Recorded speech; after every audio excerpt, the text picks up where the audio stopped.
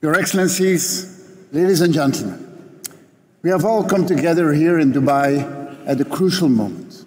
For me, for Belgium, and for many people I've spoken to in the recent weeks, this COP is the most important one since Paris. Because it's high time to turn our words and promises into action. It is time to talk about solutions instead of problems. It is time to talk about hope instead of fear. In order to attain our goals, we need everyone on board. Governments, and even more so, our people and the private sector.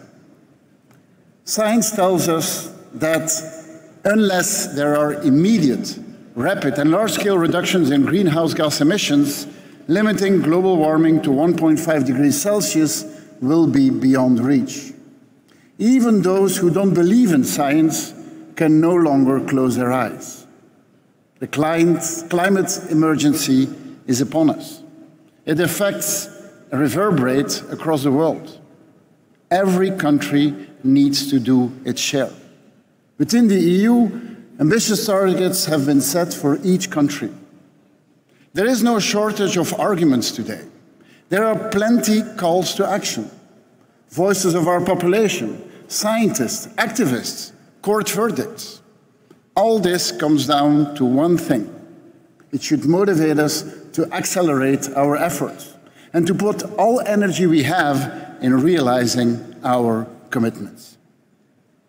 There are many reasons to be hopeful. It's a fact.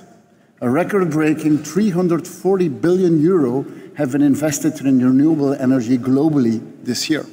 It's a fact. We finally made good on our pledge to mobilize $100 billion in climate finance. It's a fact that many climate analysts believe that carbon emissions will peak in the coming years. It's a fact. More and more people are on board when it comes to accelerate our actions. Young and old, with ideals and ideas, academics and entrepreneurs whose discoveries and technologies provide concrete and sometimes very simple answers to the challenges of recycling, water decontamination, and greenhouse gas capture. My message to you is that the climate issue belongs neither to the deniers nor to the alarmists.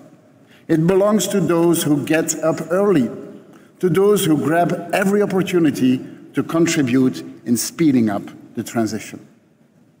If we want peak emissions now to reduce global emissions by 30% by 2030, we need ecology and economy. Too often, they have been opposed one against the other, while in fact, they are reinforcing each other.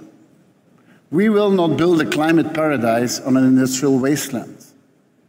In our run to net zero future by 2050, we need clean tech, green chemistry, green steel production, and green construction sites.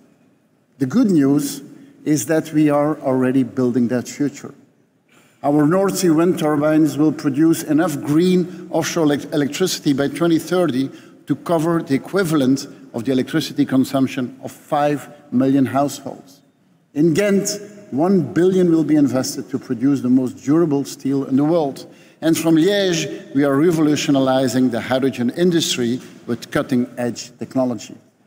What we need now is a conducive environment to accelerate progress globally, phasing out fossil fuels. And in this regard, Belgium ended direct public finance for unabated fossil fuels and shifted resources towards renewables, which will be needed in order to triple renewable energy and double energy efficiency.